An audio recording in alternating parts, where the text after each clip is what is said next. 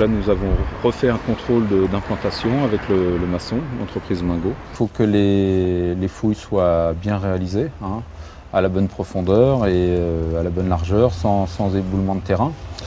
Par contre, l'avantage, c'est qu'on n'a pas été obligé de ferrailler les semelles.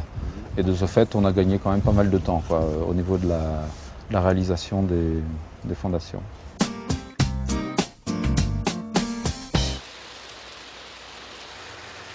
Les fondations ont été coulées en Agilia EMI Fondation Métal.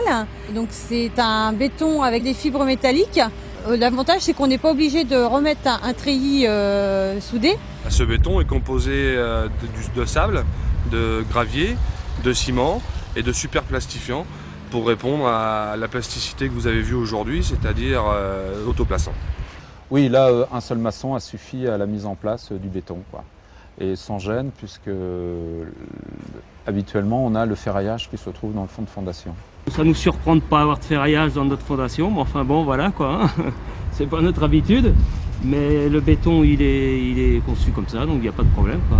Sur un béton normal, l'application est plus difficile, hein, quand même, il faut le tirer le béton, hein. Au niveau de sa mise en œuvre, se met bien, et puis sa qualité est bonne, il n'y a pas aucun problème, hein, ça se passe très très bien.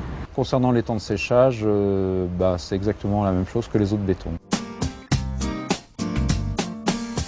Alors aujourd'hui, on a coulé donc les fondations.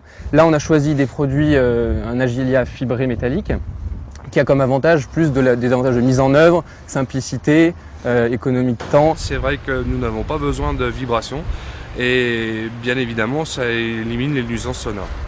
Ce béton était fabriqué sur la centrale de Saint-Barthélemy d'Anjou, à un quart d'heure de ce chantier. Il est présent sur toute la France. Il évite les livraisons d'armatures. Il évite également un autre problème qui est aujourd'hui la sécurité. On en parle énormément. On sait que manutentionner des armatures, c'est toujours dangereux. Je pense que ça va sensibiliser les gars, ouais. Hein, c'est la première fois qu'ils voient les panneaux sur le chantier. Bon, on va quand même les informer, on va faire un petit briefing là-dessus pour faire le point, que ça soit bien clean, quoi, hein. Prochaine étape, on va se retrouver pour le coulage de la dalle. Donc là, on va rentrer dans le détail du BBC. Très important puisque c'est par là qu'une partie de l'énergie peut s'échapper.